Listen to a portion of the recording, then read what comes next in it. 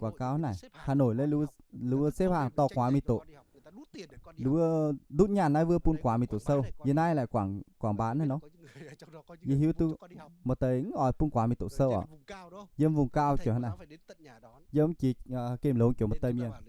Thấy con này nó. Dâm thành phố là lo quá tổ sâu tổ nhà nó. Hạt sản sẽ nhà rất chăm. Nên mần hoi nó mà nhà nó chịu vấn đề ở. Dâm quê khi phía thay vùng Lâm Đồng này nó. Cái cảm giác này. Mà bao giờ mà giàu mà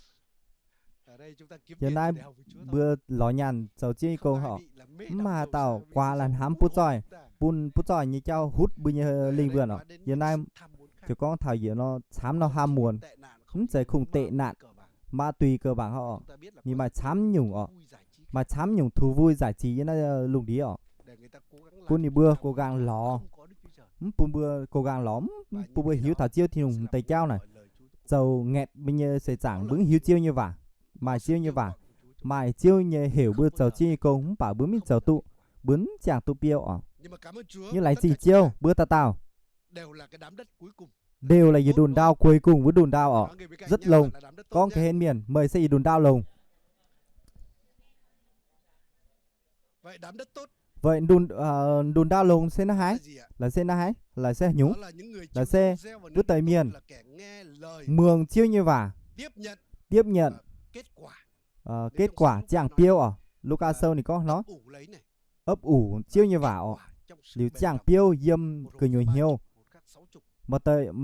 mà tao nó tu lụa triệu mà tao nó tu bưa bay rủn tề tu lụa bay rủn ở khi bữa ta thảo chiêu như vả bữa chủ khoi gói bình hiếu ở chủ khiêm nhường bướn tụng cháu thành hô ở bữa chủ đơn giản ha nên thằng này thì đảo rủn như con khi bữa ta thảo chiêu như vả bướn chạy lồng bình nhê bữa chủ lồng rỉnh bình hiếu ta khoi gói bình hiếu cảnh cho tôi bữa piang gái nọ bữa ta lò tôi piang gái lò chiêu nọ Dịp phương, một tay nó thậm chí là một tay mày bằng tiến sĩ thần học này vừa.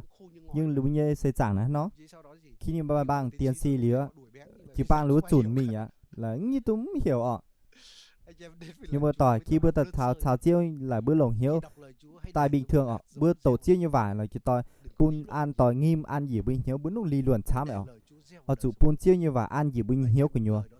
Tây vạn là chiều to chàng mảnh ta ăn như bây sẽ chẳng bữa chàng piêu hới. Bữa miệng một tỏi bữa chủ cho bình hiếu khoi gói bình hiếu chinh rỉnh tiếp nhận chiêu như vả khi chiêu như vả ăn gì bây giờ chàng mảnh bây giờ hiếu nó chiêu con nhú bữa chủ cham trên ở ấp ủ tây vả ở cho toán tây vả nó cho tỏi gì tao mi xia mai khóa nó khi gì tao mi xia mai khóa chính nhé gì sẽ con tây mi xia là mình ta tai khấu ở một tây hiếu một tây thanh niên những cái lồng ao những cái lồng gồ nó những cái tu khóa nó lú mình xăm chỗ thế nọ nhưng khi mai quả liệu bắt đầu sâu dịu dàng ọ tại sao nó thế bởi chủ lú gìn giữ lú như bầu thai ọ và lú chuối hay đau lú giờ cẩn thận buôn hay nhung bó chủ như cái xí ọ nó thay đổi là bữa chào chiếu kiểu hàng lại khi bữa tiếp nhận thì nung như nghiêm như bây giờ hiểu bây giờ cho nó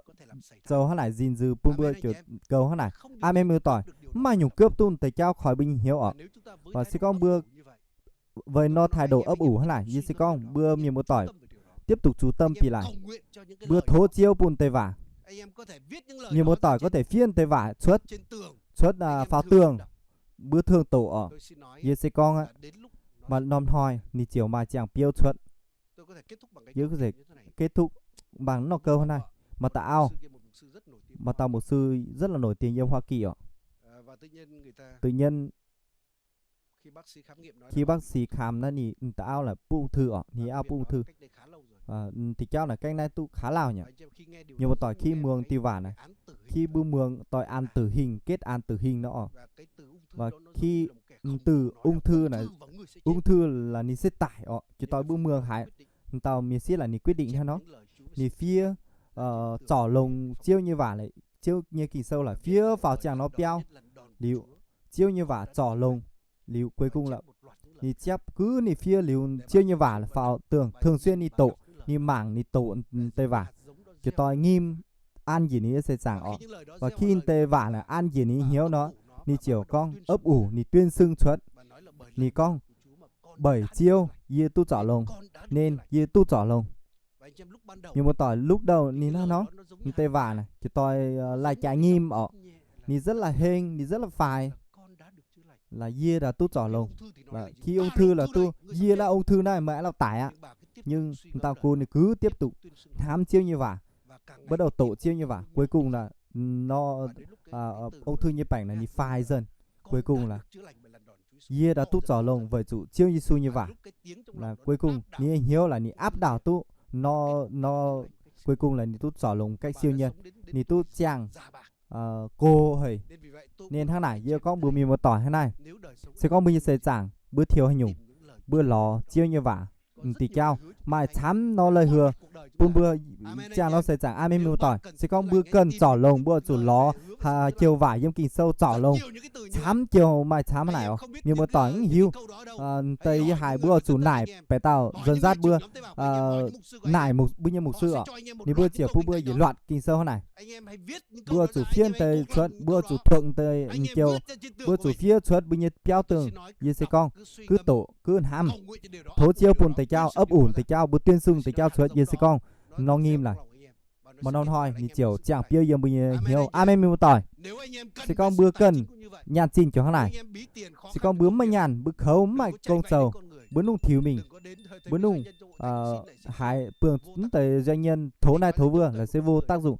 khi bữa trông cởi thịt miền nó thậm chí nó bị tu rửa xào nên bướm bao giờ than kịp phải tao như tuổi nó nguyên tắc là bao giờ như than ở thế này mà tao mải than gì nhé khi bướm mà nhà nó bự cứ thao bút cho miền bữa thố như tự nhiên hoài là chàng nó hay nọ mải tác dụng ạ bữa cháu thế này nhưng kết cục là nín bền ọ chỉ có bướm mà bữa bảng chiêu thì dùng bướm bao giờ nó chiêu xảy phụ hãng này bữa chủ ló chiêu như vả bữa chủ ló chiêu như lời hừa ọ chiêu như lời hừa chu cấp dâm kinh sâu này ní dâm như bài giỏi bữa ló hoàn đoạn kinh sâu bữa suy ngầm tây vả mường chiêu tây bài giảng con thằng tây cao bữa tiếp nhận bữa ủi dâm bình nhiều mà non hoi chiêu như phước hành là chiều ta thảo bữa như amen mình mua tỏi rồi mình mua tỏi cân ở chủ như nay bữa cân chủ cần gia đình tương lai là bữa chủ cần bữa lón tây vả bữa như quá mai vấn đề bữa chiều lón tây kinh sâu bữa như quá chiều tu chiêu Jehovah giàu ọ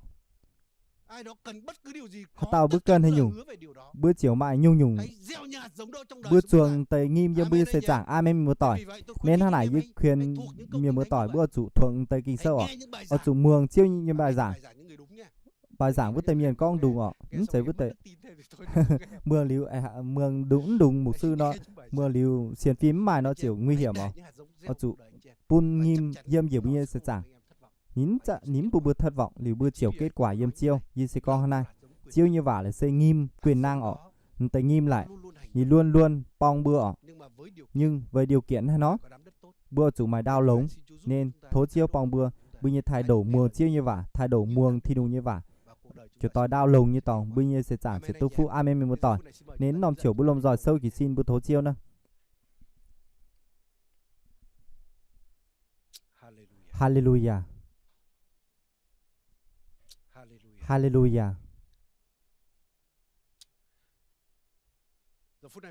nòng chiều bữa tao tạo lông giỏi thố chiêu à và mà tây miền một tỏi yên ai nó mấy bữa oi thố chiêu bướn tu chủ tâm tiền thì cao nó thì hít tây lĩnh vực là chủ tấn công sa tán nó vừa nòng chiều bữa chủ thố chiêu bữa chàng thằng tây cao bữa từng mường bữa từng con sau mấy bữa bọn chủ tâm tiền tây cao bọn chủ con lấy trình chiêu với tụ này bởi chủ chiêu như vả con này nên nòng chiều bữa lồng giỏi thố chiêu à hallelujah chiêu à như bữa tại tháo chiêu mày giảm hiền như vừa lại trình chiêu để chúng mày thầy mày nhớ vả pun như vừa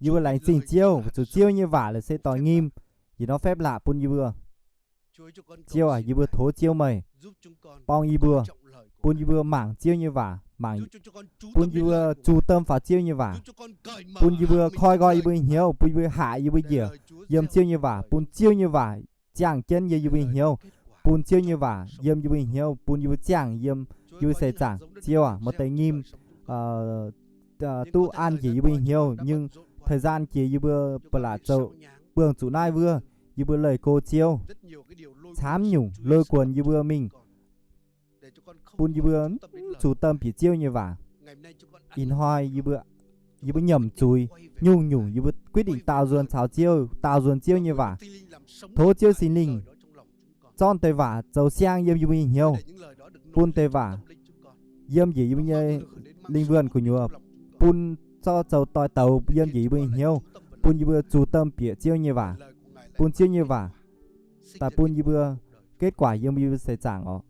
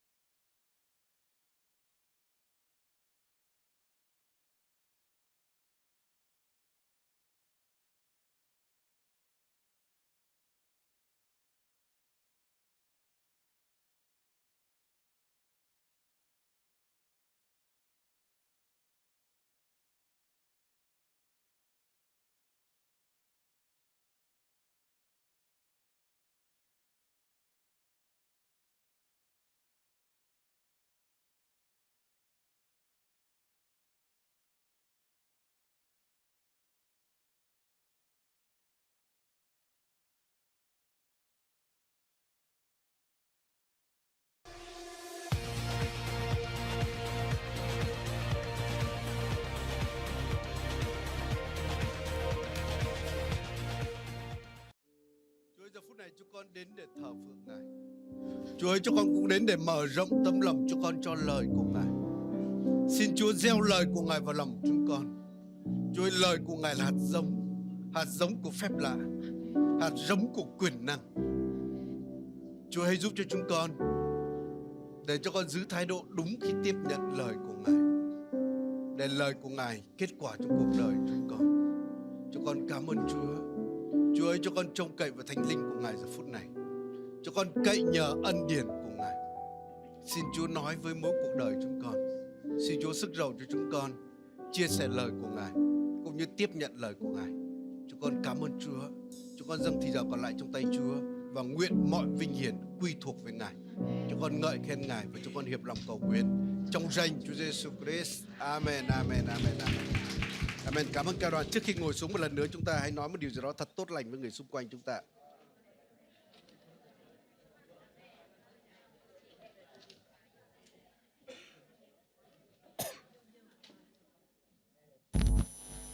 Hallelujah.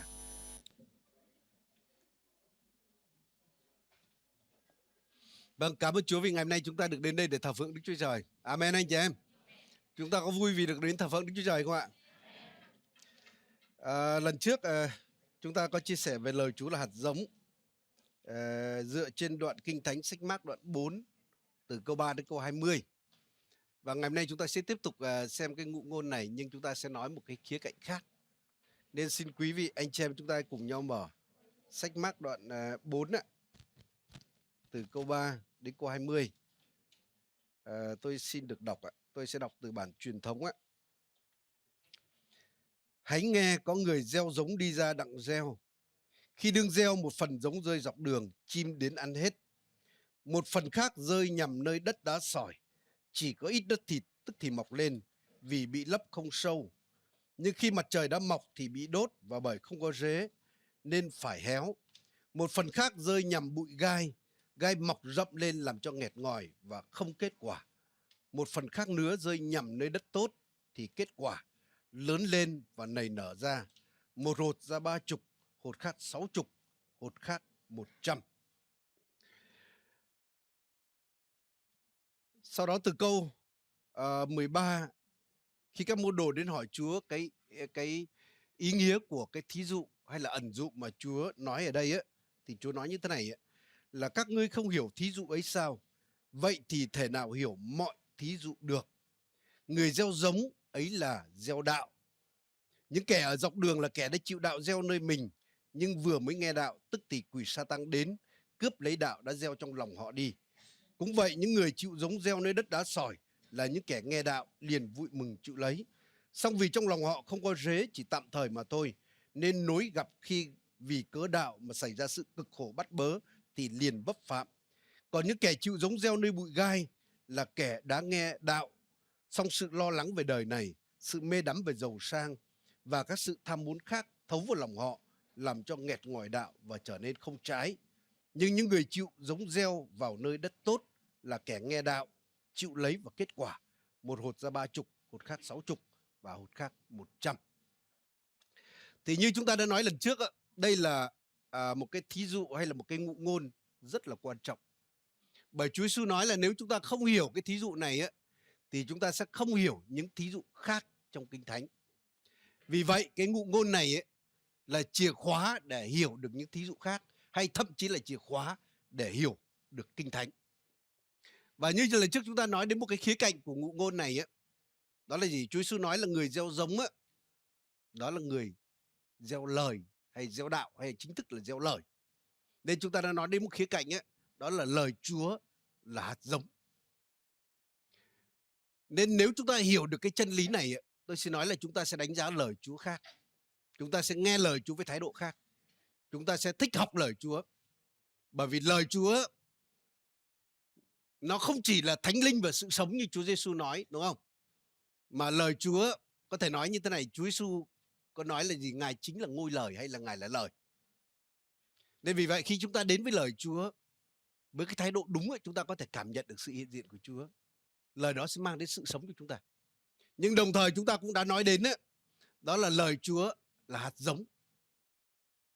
Chúng ta biết là tất cả hạt giống trông nó rất là nhỏ, nhưng mà trong đó có sự sống, trong đó có cái mầm sống trong đó có cái tiềm năng. Và nếu hạt giống được gieo vào nơi đất tốt thì nó sẽ kết quả.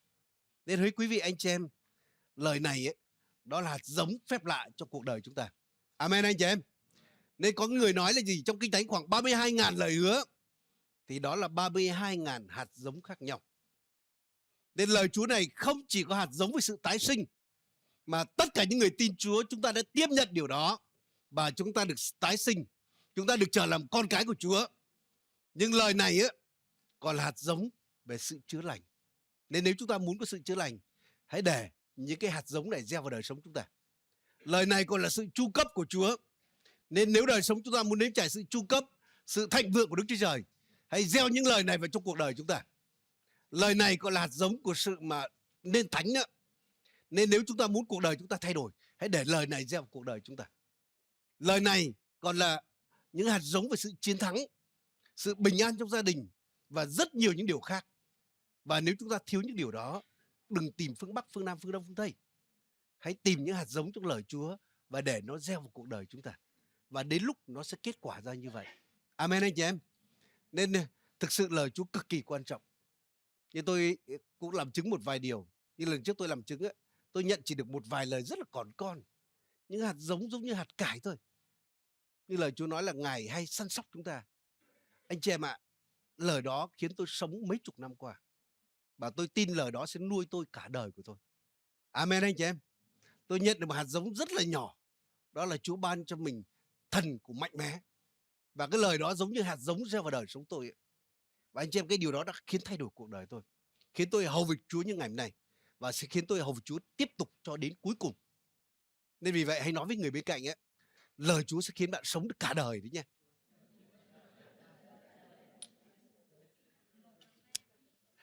Tôi có nhớ một người chị em ở bên Nga. Chị bị bệnh hen suyễn rất nhiều năm. Và một lần cái buổi nhóm của một tôi tớ Chúa đến, hình như là ông Can Gustav thì phải. Và chị bước lên đã nhờ ông ấy cầu nguyện cho chị được chữa lành căn bệnh đó. Bởi chị bị rất nhiều năm, sang Nga lại trời lạnh đó. Và ông ấy nói như thế này, là lần sau tôi sẽ cầu nguyện cho chị. Mấy buổi sau tôi sẽ cầu nguyện cho chị, nhưng với điều kiện bây giờ chị về nhà, chị chép cho tôi 200 lần câu Kinh Thánh. Đó là trong Phi-rơ thứ nhất đoạn 1, Phi-rơ thứ nhất đoạn 2 câu 24b, là nhân những lần đòn của Ngài mà anh em đã được chữa lành. Và chị về nhà chị làm theo như vậy. Nhưng hình như chị viết được khoảng hơn 100 lần thì chị được chữa lành. Chị không cần phải đến cầu nguyện nữa. Nên đúng là Chúa sai lời của Ngài chữa lành cho họ. Khi chị viết như vậy thì những hạt giống đó nó gieo trong lòng chị, là bởi lần đòn của Chúa tôi đã được chữa lành nhé. Không phải sẽ được chữa lành, mà trên thập tự giá Chúa đã gánh bệnh tật của tôi rồi. Và bây giờ tôi không phải gánh nữa, tôi được chữa lành. Và khi chị viết như vậy, hạt giống đã gieo trong lòng chị và nó đã nảy nở kết quả và chị được chữa lành. Nên tôi muốn nói với tất cả anh chị em ở đây phép lạ đó có thể xảy ra với bất cứ ai ở đây. Amen anh chị em. Và phép lạ đó không chỉ xảy ra trong sự chữa lành, trong tất cả những điều khác. Anh chị em ạ, thực ra từ quá khứ của tôi tôi không phải là người mà thích tập thể thao hay là gym hay là như thế nào đó. Hồi phổ thông cái môn tôi luôn trốn đó là môn thể thao. May những môn khác nó kéo lại nên thực ra thầy cô giáo làm ngơ cho qua, chứ tôi toàn trốn hết. Và thực sự là khi sang Nga tôi với thân thể rất yếu đuối, 44 kg thôi. Mà đi tàu điện ngầm tôi cảm thấy mình là giống như một bà bầu thiếu khí. Ô tô thậm chí tôi chỉ đứng bên cạnh nó tôi đã cảm thấy mình chóng mặt rồi, say rồi. Tôi cảm mình rất là yếu ớt. Nhưng anh chị em, khi tôi tin Chúa, tôi biết có hạt giống về sự chữa lành, hạt giống về sức khỏe. Đặc biệt lời Chúa nói là gì? Là Đức Thánh Linh là đấng làm cho Chúa Giêsu sống lại từ cõi chết. Ngài sống cho anh em và làm thân thể hay chết này lại sống. Anh chị em, tôi đã tiếp nhận cái lời đó. Tôi ấp ủ lời đó, tôi để hạt giống đó gieo vào trong đời sống tôi. Và tất cả mấy chục năm qua tôi rất khỏe. Tôi thực sự rất hiếm hoi bị ốm. Tôi chỉ ốm có 1-2 lần. Nhưng mà ốm là bởi vì tôi cho phép ốm thôi. Chứ còn thực sự là lời Chúa đã khiến cho mình sức khỏe. Rồi ngay đời sống của tôi chẳng hạn, nhiều người họ nói như thế này là hầu việc Chúa chỉ có nghèo thôi. Những người hầu việc Chúa thì phải nhờ người này người kia, thậm chí là vợ phải kiếm tiền để nuôi mình. Nhưng tôi không bao giờ tôi chấp nhận cái điều đó. Bởi lời Chúa nói khác. Lời Chúa nói là Chúa ban phước cho tôi, Chúa chăm sóc cho đời sống tôi. Thậm chí tôi là người đầu gia đình, tôi tin tôi là con kênh chính để Chúa ban phước cho gia đình. Và anh chị em, những cái hạt giống đó gieo vào đời sống tôi. Và nói thật là mấy chục năm qua tôi không bao giờ trong túi tôi hết tiền nhé. Có bao nhiêu tiền tôi không nói, nhưng mà không bao giờ hết tiền. Tôi không bao giờ là thiếu đồ ăn cả. Chỉ có trường hợp nào không muốn ăn thôi, hay là kiêng ăn thôi. Không có bao giờ là thiếu chỗ ở cả. Nên hỡi quý vị anh chị em, lời này cực kỳ quan trọng. Lời này rất quan trọng. Tất nhiên đôi khi có những người nói là gì? Tôi phải cần lời rema từ Chúa, là lời sống từ Chúa. Nhưng tôi xin nói là rất nhiều lời trong này nó là lời cho chính bạn. Bởi những gì Chúa Giêsu làm trên thập tự giá là làm cho bạn. Bạn hãy tiếp nhận lời đó và lời đó sẽ trở thành lời sống cho bạn. Và khi bạn tôn trọng lời này ấy, thì Chúa cũng sẽ có những cái lời đặc biệt của Chúa dựa trên đây để Chúa nói với đời sống bạn. Để nó trở thành hạt giống phép lạ sinh ra trong cuộc đời của bạn. Nên vì vậy lời Chúa rất quyền năng anh chị em ạ. Lời Chúa rất quý giá. Nó quý giá hơn tất cả mọi điều khác. Và anh chị em cứ xem Chúa tạo dựng nên thế giới này, cả thế giới này bằng lời của Ngài đó. Nếu chúng ta đọc Sáng Thế Ký lúc đầu tiên có nói là gì? Là và đất vô hình trống không, và thần Đức Chúa Trời vận hành trên mặt vực. Thần Đức Chúa Trời có đó và Ngài chờ đợi để đến lúc Ngài hành động. Và chỉ khi có lời phán ra thì Đức Thánh Linh mới đi hành động. Amen anh chị em. Nên chính vì vậy tôi nói là chúng ta cần phải đặt lời Chúa lên trước. Nên Kinh Thánh mới nói là gì? Chúa lấy những dấu kỳ phép lạ cặp theo để làm vững lời của Ngài. Nên vì vậy lời Chúa cực kỳ quan trọng. Đó là hạt giống quyền năng. Đó là hạt giống phép lạ. Và nó có thể kết quả bất cứ nơi đâu, bất cứ lứa tuổi nào. Nhưng ngày hôm nay chúng ta sẽ nói đến khía cạnh khác nữa, đó là gì? Đúng là lời Chúa không có vấn đề gì trong lời Chúa, là hạt giống quyền năng rồi. Lời Chúa không phải là hạt giống lép rồi. Amen anh chị em. Lời Chúa là hạt giống quyền năng. Nhưng thực sự rất là quan trọng cái đám đất nữa. Nên ở đây nói đến cái đám đất, 4 đám đất khác nhau, có đúng anh chị em? 4 đám đất khác nhau. Và trong đó chỉ có một đám đất tốt để kết quả thôi. Nên cái này chúng ta cũng có thể áp dụng nhìn ra bên ngoài khi chúng ta làm chứng về Chúa Giêsu. Đó là khi chúng ta gieo những hạt giống về sự cứu rỗi, đúng không? Anh chị em, có những người giống như đám đất dọc đường. Họ cứng cỏi, họ kiêu ngạo, họ không tiếp nhận, họ quay gót đi. Có những người thì là tin Chúa rất vui mừng, vừa nghe cái chưa hiểu đầu cua tay nheo đã tiếp nhận ngay. Tôi muốn tiếp nhận ngay. Nên thực ra chúng ta biết là những kỳ Giáng sinh hàng trăm người lên tiếp nhận Chúa, đúng không? Festival thậm chí hàng ngàn người tiếp nhận Chúa. Nhưng nói thật là còn lại bao nhiêu thì tôi xin nói là không nhiều. Nên vì vậy cũng rất nhiều người là đám đất mỏng, là có sỏi đá, gieo xuống mọc lên rất nhanh nhưng mà héo tàn cũng rất nhanh. Bởi những cái sự bắt bớ, bởi những sự cực khổ, bởi những hoạn nạn trong cuộc sống. Rồi tiếp theo chúng ta biết là cái đám đất thứ ba, đó là đám đất bụi gai, đó. Hạt giống gieo vào, nhưng mà những cái gai gốc khác mọc lên, làm cho nghẹt ngòi và không kết quả. Nên tôi biết là con cái Chúa rất nhiều người là giống như đám đất bụi gai vậy. Nhiều người vẫn còn đức tin, vẫn có đức tin đó. Ngày hôm qua chúng tôi đến một cái buổi của một người anh em ấy, có đứa con sinh ra rất tuyệt vời. Và chúng tôi gặp lại nhiều những người đã tin Chúa rất là tốt. Ngày nay họ mất đức tin không? Họ vẫn còn đức tin. Nhưng đức tin đó không kết quả. Bởi những sự mê đắm giàu sang, sự lo lắng đời này, sự bận rộn cuộc sống, những sự tham muốn khác, nghẹt ngòi và có đức tin trong lòng hay là hạt giống trong lòng nhưng không kết quả. Và duy nhất chỉ đám đất cuối cùng, đó là đám đất tốt kết quả 30, 60, 100 lần hơn. Nhưng tôi muốn nói với anh chị em là những người đã tin Chúa rồi ấy, là lời này không chỉ là hạt giống về sự tái sinh, sự cứu rỗi, mà nó còn có rất nhiều khía cạnh khác cho cả cuộc sống chúng ta, sống đắc thắng trên đất này. Và ngày hôm nay chúng ta sẽ nói trên phương diện như một người tin Chúa, để chúng ta tránh để va vấp vào 3 cái đám đất đầu tiên, mà chúng ta sẽ là đám đất tốt để chúng ta kết quả. Amen anh chị em. Thì cái đám đất đầu tiên á, hay là thái độ nghe lời Chúa đầu tiên, hay là cái thái độ tấm lòng tiếp nhận lời Chúa đầu tiên, đó là cái đám đất dọc đường. Và anh chị em ạ, cái đám đất này khi hạt giống gieo xuống thì chim trời hay là Sa-tăng đến nó cướp đi tất cả. Và nó không mang lại kết quả cho người nghe. Nên đấy cũng là cái điều mà chúng ta thấy là ma quỷ nó hành động rất tích cực để ngăn cản người ta tiếp nhận lời Chúa. Khi người ta được nghe lời Chúa thì nó sẽ cướp cái đó đi. Và tiếp tục là nó có những cái chiến lược khác nữa để làm sao lời Chúa không được kết quả trong đời sống con người. Và cái đám đất dọc đường á, Có thể chúng ta nói đây là cái sự mà cái tấm lòng rất là cứng cỏi đó. Giống như đám đất dọc đường nó rất là cứng để hạt giống không thể cắm được vào trong nó. Vì vậy nó rất dễ trở thành miếng mồi cho những chim trời. Vậy cái thái độ nào là cái thái độ của đám đất dọc đường này? Tôi xin nói, đó là thái độ trước hết là nói lên cái tấm lòng cứng cỏi bởi cái sự kiêu ngạo. Khi chúng ta nghe lời Chúa, khi chúng ta đọc lời Chúa, khi chúng ta nghĩ là mình biết hết rồi. Anh em có nghe người nào đó nói là thôi cái đó tôi nghe nhiều lắm rồi, tôi biết quá rồi. Anh em có nghe người nào nói như vậy chưa ạ? Có đúng không? Thông thường những người nói là tôi biết quá cái điều này rồi thì chứng tỏ chưa biết đâu. Chứ một người mà hiểu lời Chúa, chẳng hạn như tôi chẳng hạn, tôi nghĩ một con người nào hiểu về đức tin ấy, càng nghe về đức tin càng khoái. Còn người nào mà suốt ngày nghe đức tin, chứng tỏ chưa hiểu về đức tin, cần phải nghe tiếp. Người đó nói về lời Chúa, tôi biết quá điều này rồi, tôi học trường Kinh Thánh, tôi học trường này trường kia rồi. Tôi xin nói nếu thái độ như vậy thì chứng tỏ chưa biết, cần phải biết. Đó là cái thái độ một tấm lòng cứng cỏi kiêu ngạo, nghĩ mình biết rồi. Hoặc là đôi khi vì một người nào đó nói cái lời đó, đôi khi chúng ta bảo trẻ con này nó biết cái gì, cái cậu này mới tin Chúa làm sao mà dạy tôi cái điều này điều kia. Anh em, cái thái độ đó cũng khiến cho lòng chúng ta trở nên cứng cỏi, để chúng ta trở nên đám đất dọc đường.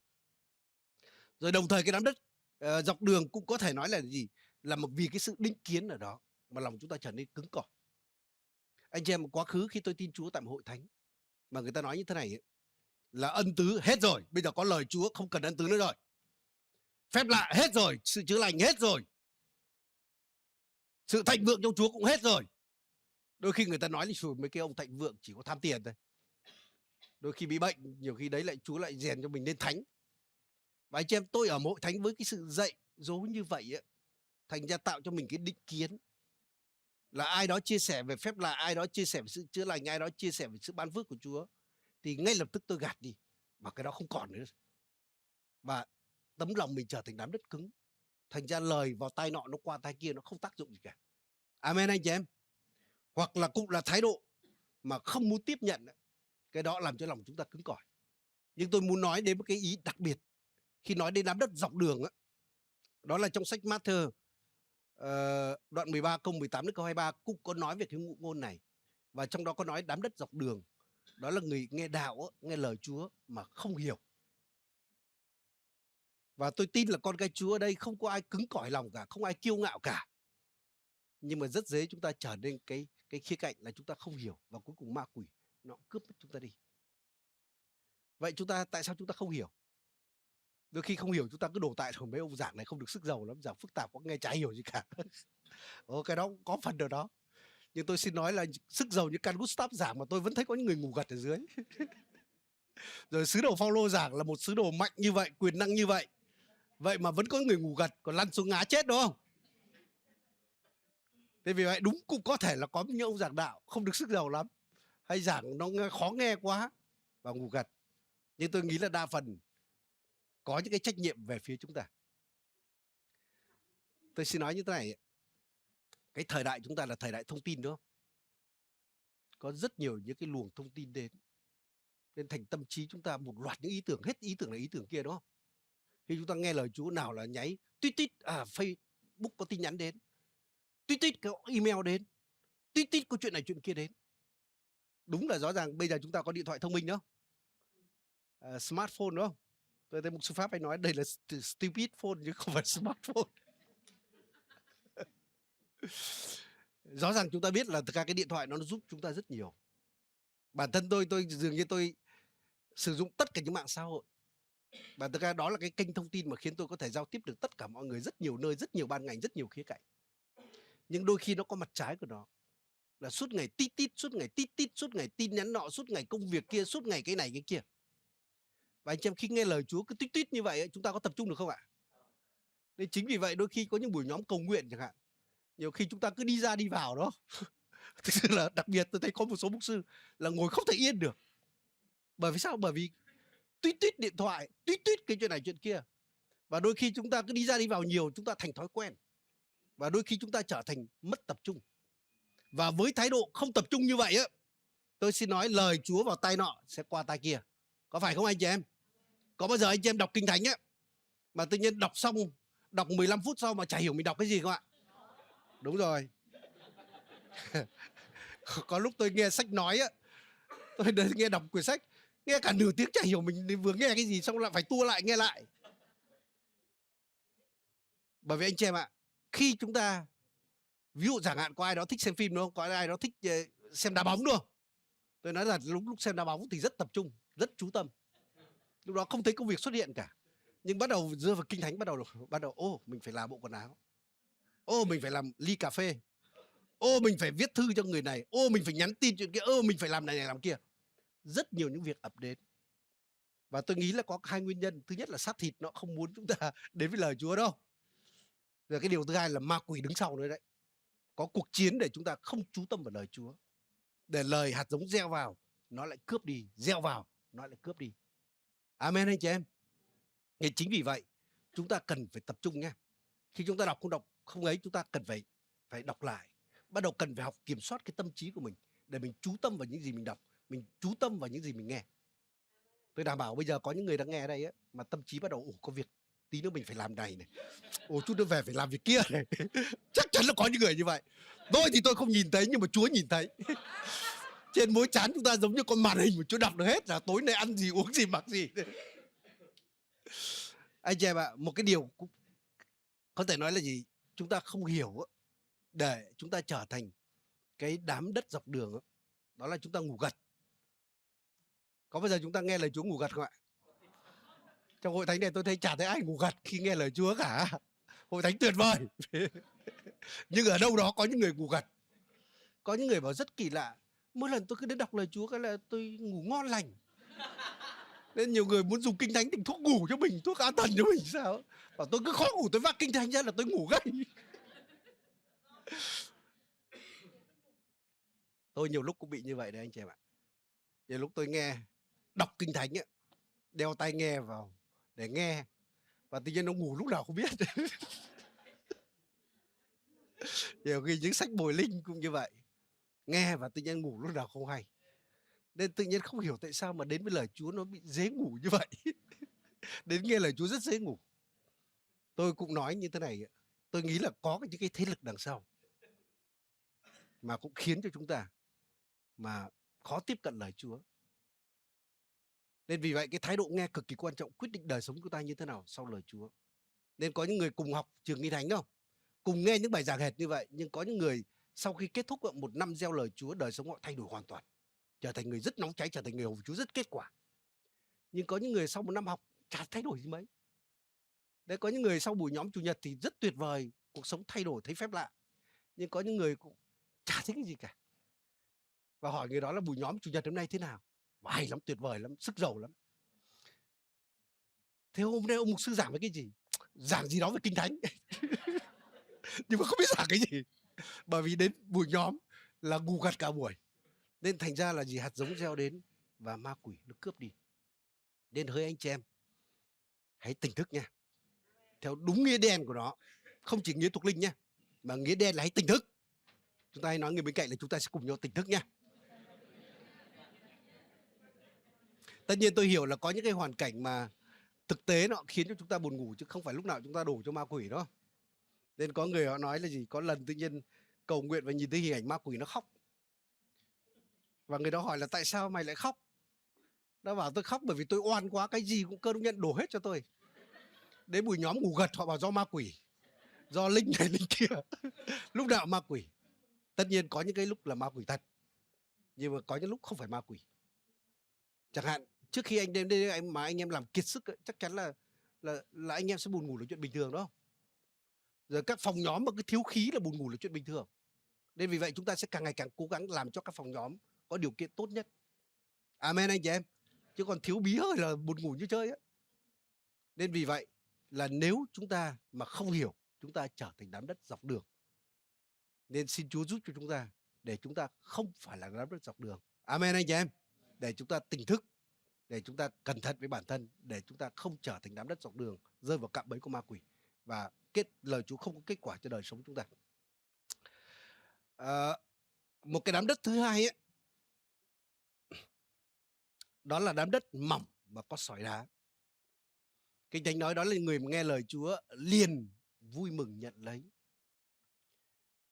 nhưng sau đó gặp những sự thử thách bắt bớ vì đạo nhé, thì liền vấp phạm. Nên ở đây chúng ta cũng có thể nói như thế này, bởi vì lời Chúa là hạt giống rất quyền năng. Lời Chúa có thể thay đổi đời sống một con người và thậm chí thay đổi cả một cái thế hệ, một thời đại. Và đó chính là câu Kinh Thánh trong Hebrew đoạn 11 câu 5. Ở đó nói là gì? Bởi đức tin chúng ta biết là gì? Thế gian đã được tạo nên bởi lời của Đức Chúa Trời. Và có những bản dịch khác nói cái từ thế gian đó nó hàm ý là những thế hệ, những thời đại đã được thay đổi bởi lời, trong đó là lời Rema nhé, là lời Chúa phán cho con người nhé. Nên ở đó cái câu Kinh Thánh đó có thể hiểu như thế này, là những thế hệ, những thời đại đã được thay đổi bởi những con người mà tiếp nhận lời Rema của Chúa. Và sau đó đoạn Kinh Thánh Hebrew đoạn 11 đó liệt kê về một loạt những con người mà qua họ không chỉ đời sống họ được cứu, mà những thế hệ, thời đại họ được thay đổi qua họ. Nên chính vì vậy lời Chúa có thể thay đổi cả một thế hệ, cả một thời đại. Nên lời Chúa cực kỳ quan trọng, nên ma quỷ nó làm mọi cách để lời Chúa không đến được với con người. Nên vì vậy như tôi đã nói là có cuộc chiến lớn để anh em không đi học lời Chúa, để anh em không đến nghe lời Chúa. Và khi anh em đến với lời Chúa rồi thì ma quỷ nó sẽ chiến đấu để làm sao bạn nghe mà không hiểu. Nó sẽ hà hơi cho bạn cái ý tưởng là cái này mình biết quá rồi, nghe cái này quá nhiều rồi, quá đủ rồi, không cần nghe nữa. Và như vậy chúng ta trở thành đám đất dọc đường.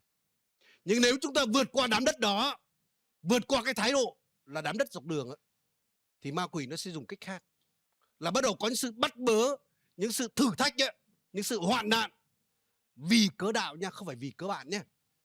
Đôi khi chúng ta gặp những sự bắt bớ, đừng nghĩ là chúng ta đặc biệt, mà vì cớ lời Chúa gieo của chúng ta, và nó sẽ tấn công bằng mọi cách để khiến chúng ta nói là lời đó nó không phải, lời đó không dành cho tôi, lời đó không kết quả như vậy, và bạn bỏ lời Chúa và cuối cùng là không tác dụng gì cả. Nên vì vậy là khi một con người, ví dụ chẳng hạn khi chúng ta nghe lời về sự chữa lành chẳng hạn, đôi khi nó không xảy ra sự chữa lành ngay đâu, bởi hạt giống nó phải có thời gian nó mới kết quả. Đôi khi sau đó bạn lại cảm thấy còn bệnh nặng hơn nữa. Có ai có bao giờ cầu nguyện cho sự chữa lành mà sau đó bạn cảm thấy đau hơn không ạ? Tôi nói là có đấy. Đôi khi bạn cầu nguyện cho tài chính mà tự nhiên lại còn thấy tệ hơn. Nên chỉ về Kinh Thánh nói là đức tin nữa, cộng với sự bền bỉ đó, nhịn nhục đó, thì mới bằng lời hứa. Nên có thời gian. Và trước khi cái kết quả nó đến đó, thì bao giờ là ma quỷ nó đến để gieo sự bắt bớ, sự mà thử thách, để làm sao khiến cho bạn chối bỏ cái lời kia đi. Nên nếu chúng ta là cái đám đất mà mỏng á, mà khi gặp những sự hoạn nạn thử thách như vậy, mà tôi đảm bảo là tất cả đều xảy ra như vậy. Bởi Chúa Giêsu nói là người mà nghe lời ta mà làm theo, hay là nghe lời ta mà không làm theo, thì đều có mưa sa, nước chảy, gió lay, xô động nhà đó. Nên tất cả đời sống chúng ta đều sẽ gặp thử thách hoạn nạn hết. Nên chắc chắn là chúng ta đều bị sàng sảy hết. Nhưng anh chị em, nếu cái thái độ chúng ta là cái đám đất mỏng á, có nghĩa là gì? Thái độ hời hợt, nghe lời Chúa nhưng không chịu học nó ngọn ngành, không chịu suy ngẫm thêm, không chịu để cái điều đó nó bám sâu vào lòng chúng ta. Anh chị em, chúng ta rất dễ bỏ cuộc, chúng ta rất dễ bỏ cái lời Chúa đó đi. Chẳng hạn khi anh chị em nghe về sự chữa lành chẳng hạn, khi anh em chưa học hành, chưa nghiên cứu đủ sâu, chưa suy ngẫm cái điều đó, hoặc đôi khi anh chị em chưa hiểu ngọn ngành cái chân lý đó, đôi khi ra áp dụng không thấy kết quả, và rất dễ chúng ta nói là chắc lời này không dành cho tôi rồi. Đúng giống như một số người nói là sự chữa lành không còn nữa, và cuối cùng bạn từ bỏ cái lời đó, và lúc đó chúng ta trở thành cái đám đất dọc đường. Tôi có một anh bạn ấy, hồi đi học lời Chúa cùng với tôi, và tôi thấy cứ học cái gì ấy, sau đó chủ nhật anh ta giảng luôn cái đó. Tôi thấy anh đó tiếp thu thật nhanh, rất nhanh. Vừa nghe em trước, cái hôm sau thành bài giảng luôn. Nhưng mà tôi thấy rất là kỳ lạ.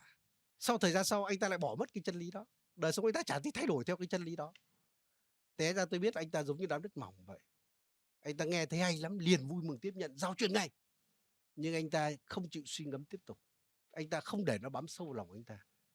Nên chính vì vậy về sau anh ta bỏ mất. Tôi muốn nói với anh chị em như thế này. Chúng ta giảng lại bài giảng của người khác không có gì là xấu cả. Thậm chí là nguy hiểm khi chúng ta nói là tôi có bài giảng mà không ai trên đời này có. Cái bài giảng đó mới là bài giảng cực kỳ nguy hiểm. Bởi vì tất cả những gì chúng ta giảng ngày nay chúng ta đều giảng lại của người khác hết, có đúng anh chị em? Thực ra chúng ta giảng lại bài giảng của sứ đồ Phaolô, chúng ta giảng lại bài giảng của sứ đồ Phêrô, chúng ta giảng lại bài giảng của Chúa Giêsu. Tất cả những bài giảng của chúng ta đều là giảng lại hết. Nhưng chúng ta chỉ được phép giảng lại khi cái chân lý đó nó bám vào lòng chúng ta, nó trở thành của chúng ta. Còn nếu nó chưa trở thành của chúng ta, đừng vội giao giảng cái điều đó. Chúng ta sẽ dễ trở nên đám đất mỏng lắm, đến lúc chúng ta lại bỏ cái điều đó. Nên vì vậy ơi anh chị em, khi chúng ta nghe lời Chúa, chúng ta học giống như Mary ấy. Khi bà nghe những lời, bà ghi nhớ trong lòng. Bà ghi nhớ trong lòng. Chúng ta học như người tại Bê-rê ấy. Khi mà sứ đồ đến giảng lời Chúa, họ dở ra họ nghiên cứu có đúng thực sự vậy hay không. Có nghĩa người ta học, người ta nghiên cứu, người ta hiểu cho ngọn ngành, để cho lời đó thực sự bám sâu vào lòng người ta. Và khi những con người như vậy á, thì khi gặp thử thách bắt bớ vì cớ đạo, người đó sẽ vượt qua được. Amen anh chị em, sẽ vượt qua được. Tôi muốn nói một cái điều như thế này, là thông thường cái gì nhanh đến thì cũng nhanh đi, có đúng anh chị em? Một cái nhà mà xây không có móng xây rất nhanh, nhưng mà nó cũng sụp rất nhanh. Nên chính vì vậy đừng có muốn giàu nhanh quá nha. Kinh Thánh nói là của hoạnh tài thì mau tiêu tốn, đúng không? Muốn sau một đêm trở thành tỷ phú, nhưng sau một đêm sau thì bạn lại trở thành ăn xin. Vì vậy ngay cả cái cây cũng như vậy. Nếu không có rễ, không bám rễ vào sâu, có thể mọc rất nhanh, nhưng nó cũng nhanh héo tàn. Nên chính vì vậy đối với lời Chúa cũng như vậy. Nếu chúng ta muốn kết quả ăn ngay, giống như là liền vui mừng chịu lấy, chúng ta giống như mì ăn liền, giống như đồ ăn nhanh ấy. Anh chị em, cái điều đó nó sẽ không kết quả thực sự, mang lại kết quả thực sự cho đời sống chúng ta đâu. Nên xin Chúa giúp cho chúng ta là những người mà chúng ta sâu sắc với lời Chúa, chúng ta coi trọng lời Chúa, để chúng ta không chỉ nghe lời Chúa, mà chúng ta hãy đọc lời Chúa, chúng ta học lời Chúa, chúng ta nghiên cứu lời Chúa, chúng ta suy ngẫm lời Chúa. Amen anh chị em. Để chúng ta không phải là cái đám đất mà mỏng và có sỏi đá. Cái đám đất tiếp theo ấy, mà trong đây nói ấy, đó là đám đất bụi gai. Nên chúng ta có thể nói như thế này, là khi ma quỷ nó không thể biến chúng ta, cái thái độ chúng ta trở thành đám đất mỏng ấy, là khi nó mang rất nhiều những hoạn nạn thử thách đến, những sự khó khăn đến, những ngoại cảnh ngược lại hoàn toàn với lời Chúa mà chúng ta nghe, và nó không thể làm gì được. Chúng ta vẫn giữ lời đó, chúng ta vẫn tin lời đó, chúng ta không vấp phạm, chúng ta không khước từ lời đó, thì lúc đó ma quỷ nó sẽ đổi chiến lược, chiến thuật của nó. Nó sẽ cố gắng biến chúng ta trở thành cái đám đất bụi gai. Có nghĩa là lời Chúa chúng ta tiếp nhận, lời Chúa được gieo vào lòng chúng ta. Nhưng ma quỷ nó sẽ mang đến những sự lo lắng đời này. Nó mang đến sự mê đắm giàu sang và nhiều những thú vui khác trong cuộc sống. Để lời vẫn có trong chúng ta, nhưng nó không kết quả. Thế thôi anh chị em, tôi sẽ nói như thế này, cái sự mà lo lắng là cái điều rất là kinh khủng trong thế giới ngày nay. Tôi thấy là bên ngoài chắc là 99% người ta đều lo cả. Gánh nặng cuộc sống.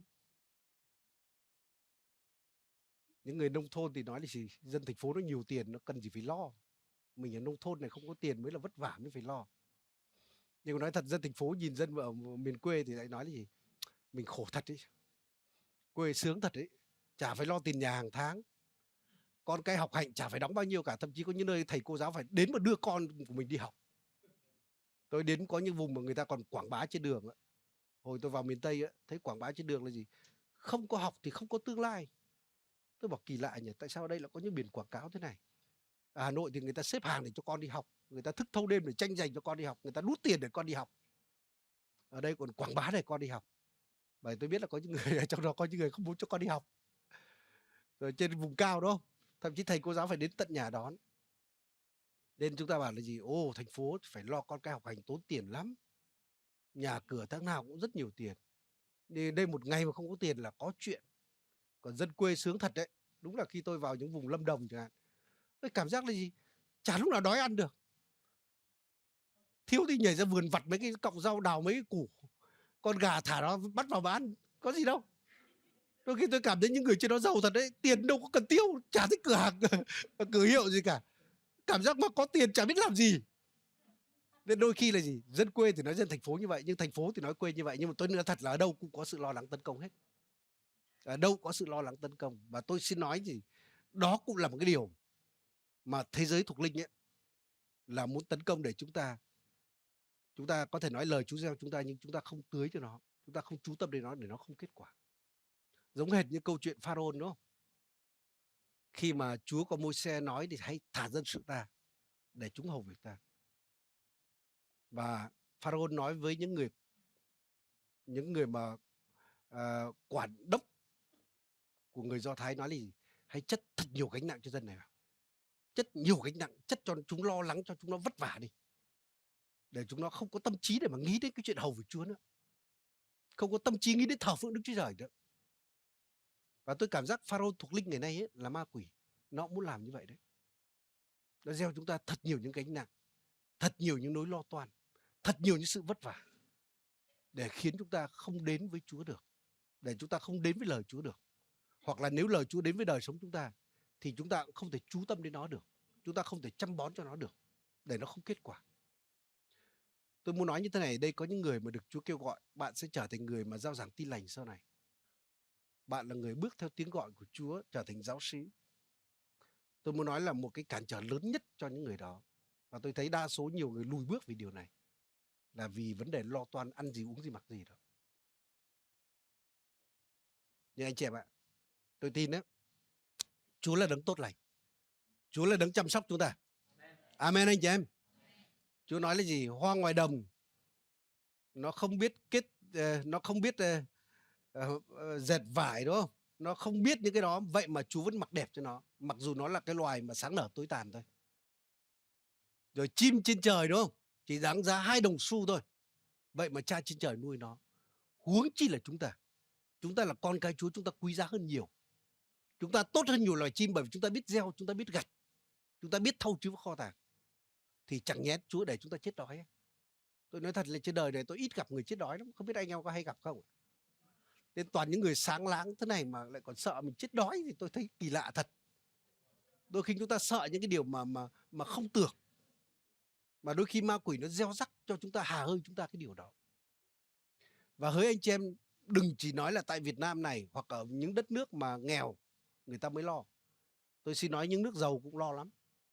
Tôi sang bên Hoa Kỳ, tôi đi nhiều nước, tôi thấy có những người mà tài sản đồ sộ nhưng vẫn đầy nỗi lo. Mà nói thật là không đâu xa, ở đây ở Việt Nam này có những người ấy, tôi thấy 5-7 mảnh đất, nó thật chỉ bán một mảnh đất cứ ăn ung dung cả đời, chả phải làm gì cả, thế mà vẫn lo. Tôi không hiểu tại sao như vậy.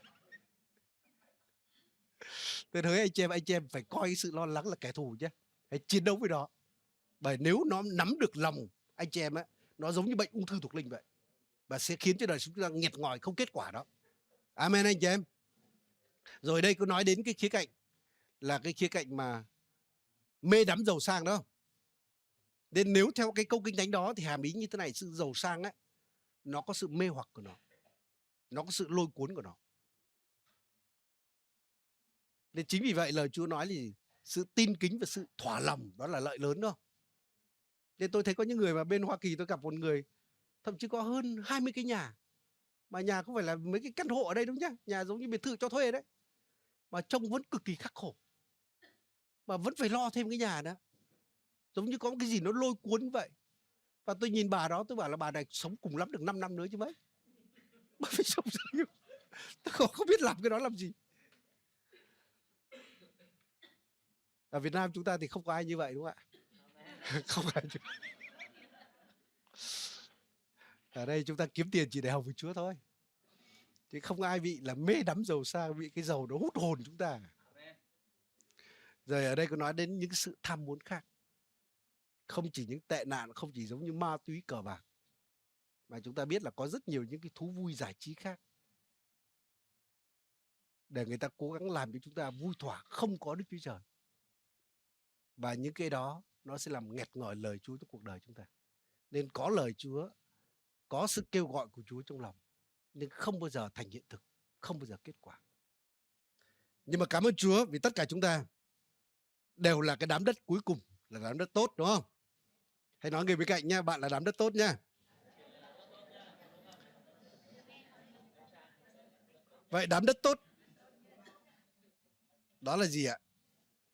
Đó là những người chịu giống gieo vào nơi đất tốt, là kẻ nghe lời, tiếp nhận và kết quả. Nếu trong sách Luca nói là gì? Là ấp ủ lấy này và kết quả trong sự bền lòng. Một hột ra 30, hột khác 60, hột khác 100 lần hơn.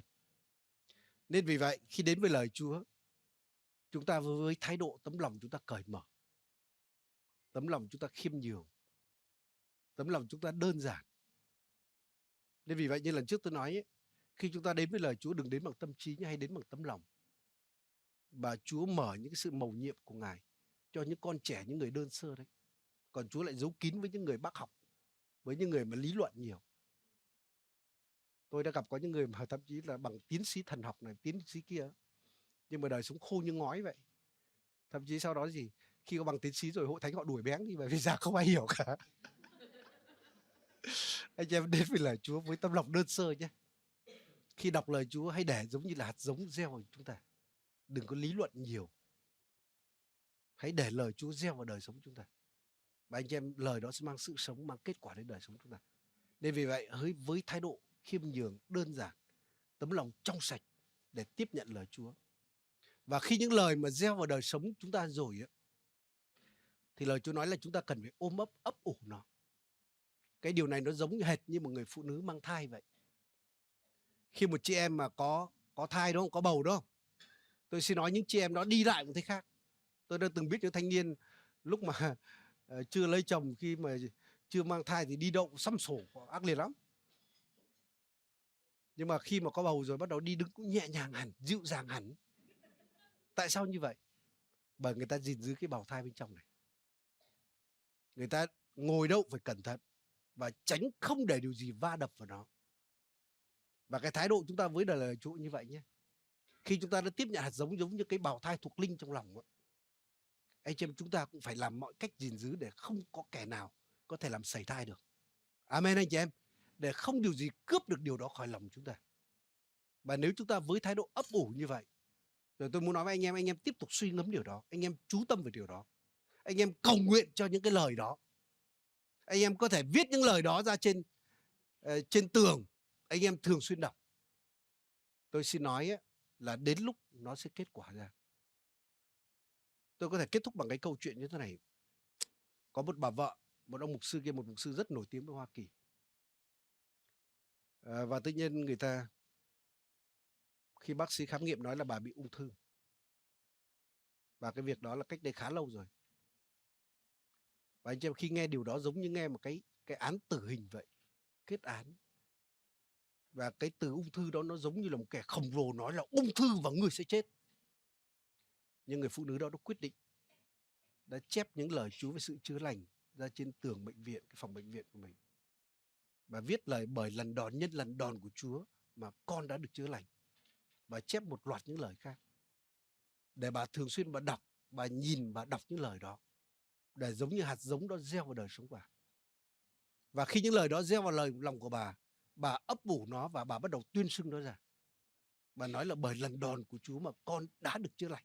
Nên con đã được chữa lành. Và anh em lúc ban đầu thì cái lời đó nó giống như hạt cải. Nó giống như cái giọng rất nhẹ, là rất nhỏ. Là con đã được chữa lành. Nhưng trong khi ung thư thì nói là gì? Ta là ung thư đây, người sắp chết. Nhưng bà cứ tiếp tục suy ngẫm lời đó, tiếp tục tuyên xưng lời đó. Và càng ngày cái tiếng ung thư nó nhỏ đi dần. Và đến lúc cái từ mà gì? Cái hạt giống là con đã được chữa lành bởi lần đòn Chúa Giêsu, nó to dần lên. Và lúc cái tiếng trong lòng đó nó áp đảo cái tiếng ung thư kia. Và kết cục bà được chữa lành một cách siêu nhiên. Và bà đã sống đến tuổi già bạc. Nên vì vậy tôi muốn nói với anh chị em như thế này ấy. Nếu đời sống anh em thiếu gì, hãy tìm những lời Chúa về điều đó. Có rất nhiều lời hứa trong Kinh Thánh về mọi mặt cuộc đời chúng ta. Amen anh chị em. Nếu bạn cần sự chữa lành, hãy tìm những cái lời về hứa về sự chữa lành. Rất nhiều những cái từ như vậy. Anh em không biết những cái câu đó ở đâu, hãy hỏi những người mà dẫn dắt anh em. Hỏi những người trưởng nhóm tế bào của anh em, hỏi những mục sư của anh em. Họ sẽ cho anh em một loạt những câu Kinh Thánh đó. Anh em hãy viết những câu đó ra, anh em hãy thuộc lòng những câu đó. Anh em viết ra trên tường của mình. Và tôi xin nói, cứ đọc, cứ suy ngẫm, cầu nguyện cho điều đó, ấp ủ điều đó, tuyên xưng điều đó ra. Tôi xin nói hạt giống đó nó được gieo trong lòng anh em và nó sẽ kết quả là anh em được sự chữa lành. Amen anh chị em. Nếu anh em cần về sự tài chính cũng như vậy. Nếu anh em bí tiền khó khăn về công việc, đừng có chạy vậy đến con người. Đừng có đến thấy mấy doanh nhân trong hội thánh xin này xin kia, vô tác dụng. Kinh Thánh nói là trông cậy vào con người ấy, thậm chí còn bị rủa xả đấy. Thế đừng có bao giờ than với người ta nhé. Tôi học cái nguyên tắc là đừng bao giờ bán than cả. Ở đây không ai bán than đâu. Khi bí tiền đừng đến với người giàu cứ bảo là Chúa ơi, dạo này còn viêm màng túi, không biết ngày mai sống thế nào đây. Cầu nguyện to cho người đó nghe. Anh em vô tác dụng, vô tích sự. Anh em làm thế anh em có thể được một chút tiền, nhưng mà kết cục nó không tốt một chút nào cả. Nhưng nếu anh em trông cậy với Chúa thì ai trông cậy với Chúa không bao giờ bị hổ thẹn. Nên vì vậy hãy tìm lời Chúa đi. Hãy tìm những lời hứa về điều đó, đầy những lời hứa về cái sự mà chu cấp của Chúa, sự chúc phước của Chúa. Hãy tìm những lời đó đi, đọc những lời đó, suy ngẫm những lời đó đi. Nghe những bài giảng về điều đó đi. Tiếp nhận nó ấp ủ. Anh chị em đến lúc những cánh cửa phước hạnh sẽ đến với anh chị em. Amen anh chị em. Rồi anh em cần về khía cạnh gia đình. Ở đây ai mà cần gia đình tương lai chẳng hạn, cũng hãy tìm những lời đó.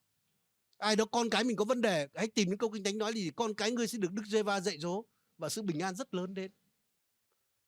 Ai đó cần bất cứ điều gì, có tất cả những lời hứa về điều đó. Hãy gieo những hạt giống đó trong đời sống chúng ta. Amen anh chị em. Nên vì vậy tôi khuyến khích anh em hãy thuộc những câu Kinh Thánh như vậy. Hãy nghe những bài giảng. Mà nghe những bài giảng những người đúng nha.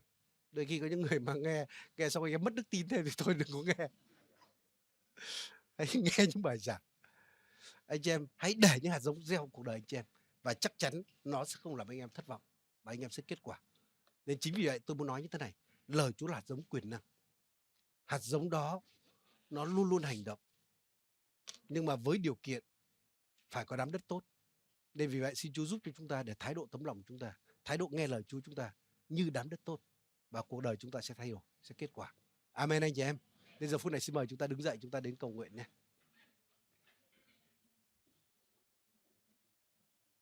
Hallelujah.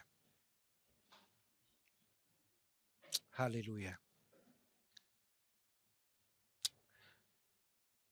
Giờ phút này mỗi một anh chị em chúng ta hãy đến cầu nguyện. Và có thể có những anh em ở đây á, các bạn đã từng có lời Chúa trong lĩnh vực nào đó nhưng lâu bạn không chú tâm đến điều đó. Mà bây giờ cái lĩnh vực đó bắt đầu là có những sự tấn công đến với đời sống bạn. Nên bạn hãy cầu nguyện giờ phút này, hãy nhắc lại những lời mà bạn đã từng biết, bạn đã từng nghe, Chúa đã từng nói với bạn, bạn đã từng học. Bạn hãy chú tâm vào cái lời đó. Hãy nói cảm ơn Chúa, bắt đầu bởi đức tin, hãy cảm ơn Chúa vì con được như vậy, bởi lời của Ngài nói như vậy. Nên giờ phút này mỗi một chúng ta đến cầu nguyện nhé. Hallelujah. Chúa ơi, chúng con đến trước ngôi Ngài. Chúng con cảm ơn Chúa vì Ngài ban lời của Ngài cho chúng con. Chúng con cảm ơn Chúa vì lời Chúa là hạt giống của phép lạ. Chúa ơi, chúng con cầu xin Ngài giúp chúng con coi trọng lời của Ngài. Giúp cho chúng con chú tâm đến lời của Ngài. Giúp cho con cởi mở hạ mình trước lời của Ngài. Để lời Chúa gieo vào cuộc đời chúng con. Để lời đó kết quả chọn cuộc sống của chúng con. Chúa ơi, có những hạt giống đã được gieo trong đời sống chúng con. Nhưng có thể thời gian qua chúng con đã bận rộn quá nhiều. Chúng con bị sao nhãng nhiều thứ. Rất nhiều cái điều lôi cuốn sự chú ý, sự tập trung của chúng con. Để chúng con không còn chú tâm đến lời của Ngài. Ngày hôm nay chúng con ăn năn về điều đó. Chúng con quyết định quay về cùng Ngài, quay về lời của Ngài. Và nguyện Đức Thánh Linh làm sống động lại lời đó trong lòng chúng con. Chúa ơi, để những lời đó được nổi lên trong tâm linh chúng con. Nó mang lửa đến, mang sức hút đến trong lòng chúng con. Để khiến chúng con lại chú tâm vào lời của Ngài. Để lời của Ngài lại mang kết quả, sinh ra kết quả trong cuộc đời chúng con.